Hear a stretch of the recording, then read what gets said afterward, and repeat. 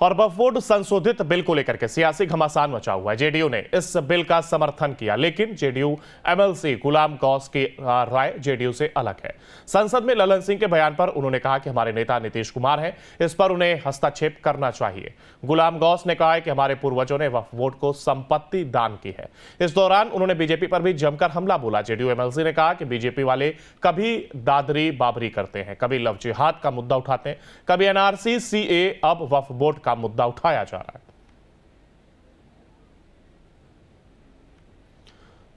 तो गुलाम गौस ने बीजेपी पर जहां एक और ये जमकर निशाना साधते हुए तमाम आरोप लगाते हुए अपनी बात को रखा। उन्होंने कहा कि वक्फ बोर्ड पर जहां जेडीयू में कलह तुम, उन्होंने बीजेपी को घेरते हुए तमाम सवाल यहां पर बोले हैं और उन्होंने कहा कि रह रहकर बीजेपी इस तरीके के मुद्दे उठाती रहती है, जिसके चलते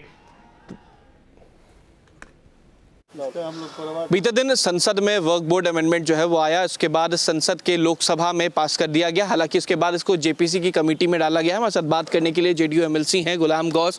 जिस तरीके से मुसलमानों के हित की बात हो रही थी, ये सत्ता पक्ष कह रही है और उसके बाद संसद में लोकसभा में पास भी हो गया, कैसे देखते हैं? देखिए, वर्तमान सरकार पर, जो केंद्र में सरकार, उसके ऊपर मुस्लिम समाज का विश्वास नहीं है। मैं स्पष्ट रूप से कहना चाहता हूँ कि इसे उसने कई चोट खाया। कभी बाबरी दादरी, कभी लव जिहाद, कभी घर वापसी, कभी 3 तलाक, कभी एनआरसी, कभी सीए और अब वक्फ। इसे देखा ही नहीं पड़ रहा लोगों को इसका निशाने पे कौन लोग हैं? आपने मौलाना आज़ाद फाउंडेशन का जो माध्यम से स्कॉलरशिप मिलता था उसको बंद कर दिया। आपने जो है जो वर्तमान जो बजट आया है उसमें आपने जो अल्पसंख्यकों के लिए जो प्रावधान था फंड, उसकी राशि कम कर दी है।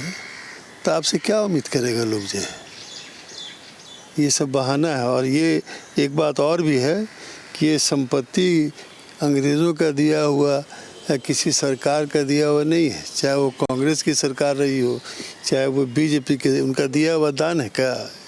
हमारे पुरखों ने, हमारे पूर्वजों ने दिया था। उसमें हिंदू मुस्लिम सब समाज के लोग थे। लेकिन सर, अब सवाल इसलिए भी उठ रहा है क्योंकि ललन सिंह समर्थन। अब उनकी बात मत कीजिए, मैं जो कह रहा हूँ सुनिए।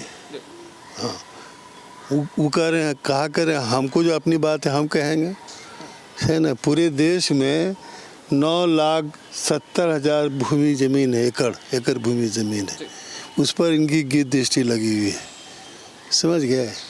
और हम जो है, इसका उद्देश्य हमारे पुरखों ने जो दिया था ज़मीन, कि मुस्लिम समाज के जो लोग गरीब गुरबा हैं, मतलब टूटे पड़े हुए लोग हैं, उनका आर्थिक विकास हो, इस पैसे से शैक्षणिक विकास हो, रोज़गार का मामला हो, कोई बीमार है हॉस्पिटल खुले।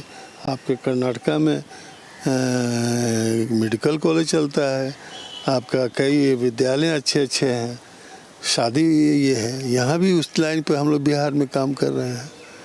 आपने देखा होगा कि अल्पसंख्यक आवासीय विद्यालय जो खोला गया है बिहार में, और जो खोला जाना प्रस्तावित है, हम लोगों ने उसमें ज़मीन दिया है, वक्फ में ज़मीन दिया है। जब मेरे पास रहेगा ही, आप दीजिएगा ही नहीं, तो आप हमारा भी रास्ता बंद कर रहे हैं।